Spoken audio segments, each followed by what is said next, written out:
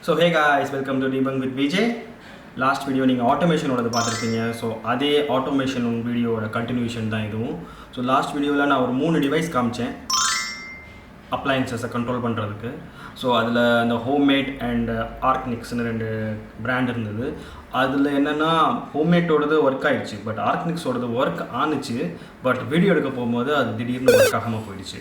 So அதனால் அதை replacement பண்ணணும், அது அப்படியே இருக்குது. ஆனால் லேட் பண்ணக்கூடாதுன்னு சொல்லிட்டு நான் வந்து என்ன செஞ்சேன், லாஸ்ட் டைம் 3 நோடோடது இருந்துச்சு. ஸோ இந்த டைம் வந்து நான் வந்து 2 நோட் ஸ்விட்ச் வாங்கியிருக்கேன். ஸோ இதோடது வந்து என்னென்னா 2 நோட் ஸ்விட்ச் இது.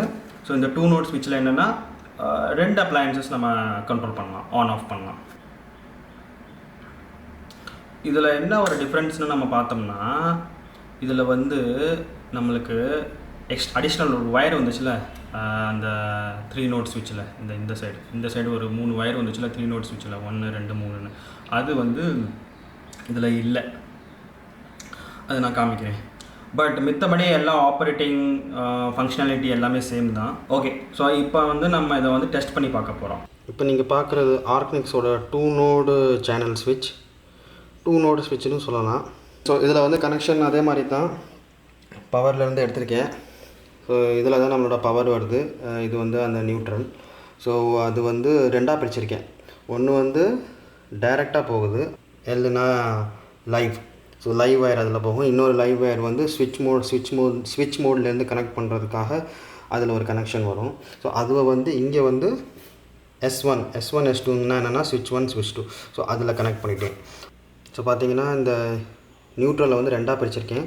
ஒன்று வந்து அந்த நம்ம எல்இடி டிரைவரோட இந்த இருக்குது, நம்ம எல்இடி டிரைவர். ஸோ அதில் போகிறதுக்கான நியூட்ரல் ஒன்று, அப்புறம் அதோட லைவ் வயர் தேவையில்லை, அது வந்து L1 மூலமாக ரீடைரக்ட் ஆகும். ஸோ அதுதான் இந்த இது red colour wire. So L1 மூலமாக ரீடைரக்ட் ஆகுது. இப்போ நான் டர்ன் ஆன் பண்ணுறேன்னா லைட் எரியணும். இது ஸ்விட்ச் மூலமாக ஆப்ரேட் ஆகுது. ஓகே, இந்த இடத்துல வந்து ஒரு ப்ளூ கலரில் லைட் எரியும் ஆன் ஆனிச்சுன்னா.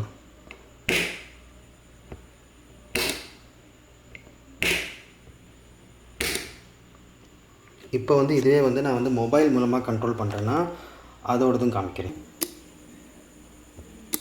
ஓகே, லைட் எரியுது. இப்போ நம்ம அதிலே பார்த்தோம்னா டைமர் கிளிக் பண்ணுறோம். டைமர் கிளிக் பண்ணோம்னா ஸ்விட்ச் 1.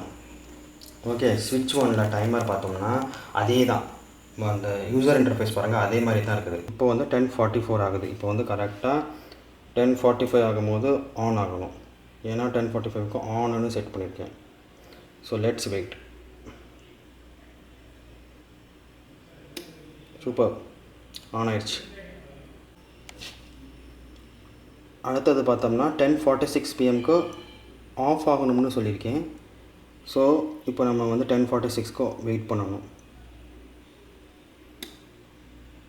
சூப்பர்.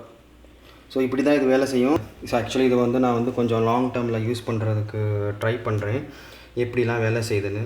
ஒரு அந்த பிரேக்கர் வச்சுருந்தெல்லாம் ஹோம்மேட்டோடுது, அது மாட்டிட்டேன். அது எவ்வளோ நாளைக்கு கரெக்டாக ஓடுதுன்னு பார்ப்போம். அதே மாதிரி இதுவே செக் பண்ணுவோம். ஸோ டெஸ்ட் பண்ணி பார்த்தாச்சு.